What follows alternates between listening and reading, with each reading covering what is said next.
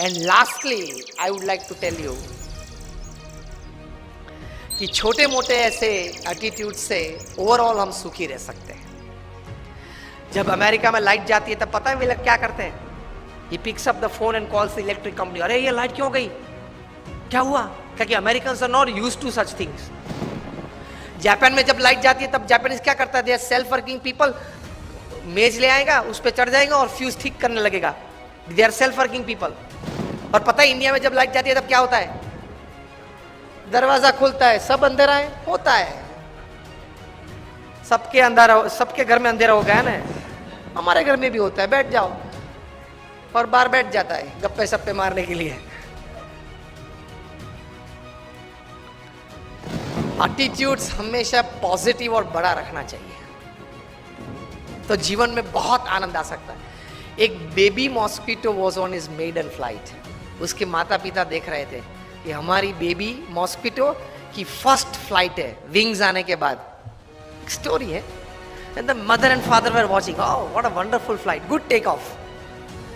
पूरे रूम में घूम के वो बेबी मॉस्किटो वापस आया है माता पिता के पास, और उसकी माता ने बहुत इंक्विजिटिवनेस से पूछा, how was your maiden flight, पहली फ्लाइट कैसे थी? तब बेबी मॉस्किटो ने बताया, mom it was great. Mom ने पूछा कैसे? Mom mom everybody were clapping for me. मेरे लिए सब ताली बजा रहे थे। पता चला क्या था? सब एक्चुअली क्या कर रहे थे? उसको मारने का प्रयत्न कर रहे थे। और उसने क्या एटीट्यूड रखा? मेरे लिए तालियां बजा रहे थे। जब मारने के लिए भी प्रयत्न हो तब भी मेरे लिए तालियां है। This is the greatest attitude in life. And they remain happy. कितना आनंदित हो गए वो छोटा बेबी मॉस्किटो, कितना आनंद में आ गया होगा। अरे यार, in my maiden flight everybody were clapping for me. Highest kind of attitudes in life. Situation के मुताबिक एडजस्ट हो जाओ, दिस इज एटीट्यूड। पानी की तरह सीखना। पानी ग्लास में भर देते तो शेप क्या ले लेता है? ग्लास का। बकेट में भर दो तो शेप क्या ले लेता है? बकेट का। सिचुएशंस के मुताबिक सेट हो जाओ। Adjustment is life, compromise is life. Adjustment and compromise is the attitude of life. सब मेरे हिसाब से ही चलना चाहिए। मुझे आपको प्रश्न पूछना है कि आपके घर में सब आपके हिसाब से चलता है? बिपिन राम जी, घर के चार दीवार के अंदर, ऑफिस में तो कुछ भी चलता होगा, वहां तो बहुत कम चलता होगा। सब अपने हिसाब से नहीं चलता है। If you don't remember other things in the talk, remember only this much, adjustment and compromise should be the attitude of life. आप भी कुछ हैं, हम भी कुछ हैं, लेकिन कोई कॉमन मिनिमम प्रोग्राम CMP कैसे बना के मैं भी थोड़ा अपना रखूं और थोड़ा छोड़ दूं, आप भी अपना थोड़ा रखें और थोड़ा छोड़ दें, ताकि हम कॉमन प्लेटफॉर्म पे आ जाए और काम करें और थोड़ा नतीजा लेके आए। That should be the attitude in life. नहीं, अगर मेरे विचार में आपको सम्मिलित होना है तो ही दूसरी बार मीटिंग में आप आना। This is not the way you work. This is not how great people have work. और अंतिम में डेढ़ बजने में 5 मिनट बाकी है। मुझे 1:30 बजे तक की बात करने की बात हुई थी। Last 5 minutes I would like to talk to you about the attitude towards God. कई लोग आस्तिक है, कई लोग नास्तिक है, अपने अपने हिसाब से सब विचार करते हैं, सोचते हैं, चलते हैं जीवन में।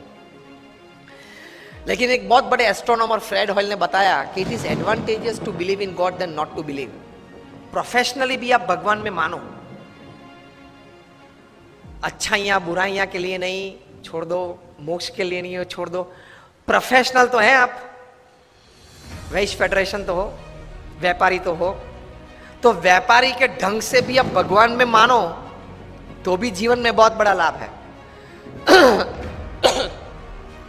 Thousands and thousands of papers have been released in national international seminars where faith in God, meditation, नाम स्मरण, भगवान के मूर्ति के दर्शन, मंदिर जाना उसके फिजिकल, मेंटल और इमोशनल लाभ साइंटिफिकली प्रूव हुए हैं। कभी ये बात भी 1 घंटे तक करेंगे कि जो नौधा भक्ति श्रीमद् भागवत में दी गई, श्रवणम, कीर्तनम, स्मरणम, पाद सेवनम, अर्चनम, वंदम, दास्यम, सख्यम, आत्मनिवेदनम, 9 प्रकार की भक्ति, भगवान का नाम स्मरण करना, भगवान को दंडवत प्रणाम करना, इसके फिजिकल, मेंटल और इमोशनल लाभ कितने हैं। फॉर एग्जाम्पल, हड्डियां कमजोर हो जाती है, उसको बोलते हैं ऑस्टियोपोरोसिस, जल्दी टूट जाती है।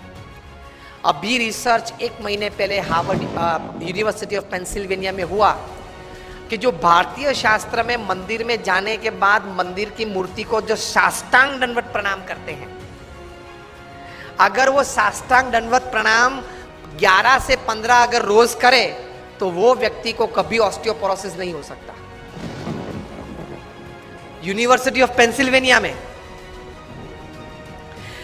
भगवान के नाम स्मरण में कितनी ताकत है, फिजिकली, प्रैक्टिकली। मोक्ष की बात, भगवान के स्वर्ग नरक की बात जाने दो अभी। तो प्रोफेसर न्यूबर्ग ने यूनिवर्सिटी ऑफ पेंसिल्वेनिया रिसर्च किया, डिफरेंट एज ग्रुप्स के व्यक्तियों को बिठाया, 20 वीक्स का प्रोग्राम था, हर रोज 10 मिनट मेडिटेशन में, और जो भी भगवान के स्वरूप में वे मानते हो उस स्वरूप का ध्यान करके नाम स्मरण करना। एंड रिजल्ट में MRI टेस्टिंग हुआ, माइंड मैपिंग हुआ, उसमें से प्रैक्टिकल साइंटिफिक रिजल्ट्स ये मिले कि जो छोटे बच्चे थे वो रेगुलर 10 मिनट रोज मेडिटेशन और भगवान का नाम स्मरण करते थे, उनकी मेमोरी पावर 15 to 25% बढ़ गई। जो किशोर अवस्था में थे, युवा अवस्था में थे, उनकी मेमोरी भी बढ़ गई और सेल्फ कॉन्फिडेंस भी बढ़ गया। जो मिडिल एज में थे, 35, 40, 45, 50 में, उनको जीवन में कॉन्फिडेंस बढ़ गया, और जो ओल्ड एज में थे उनको इमोशनल सपोर्ट बढ़ गया, इमोशनल स्ट्रेंथ बढ़ गई ये नाम स्मरण से। Practically advantage. तो जो बातें हमारे शास्त्र में महान ऋषि मुनियों ने लिखी है वो बात सही है। It is 100% right, absolutely right. तो एटीट्यूड हमारे शास्त्रों, संत और भगवान के प्रति ये आस्तिक भाव का रखना है, उसमें कुछ लेना देना तो है नहीं, उसमें कुछ लेना देना तो है नहीं। ये एटीट्यूड रखो कि भगवान है, भगवान ये सर्वे जगत के कर्ता हर्ता है, और जो भी कुछ करते हैं वो हमारे मनुष्य के अच्छे के लिए करते हैं। इतना पॉजिटिव एटीट्यूड भगवान के बारे में रखो तो बहुत शांति रहेगी, बहुत स्थिरता रहेगी।